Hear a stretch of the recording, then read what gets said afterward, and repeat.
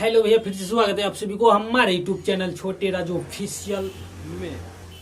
तो भैया आज हम लेकर के आए हैं नवरात्रि सॉन्ग का FLP project and no voice tag.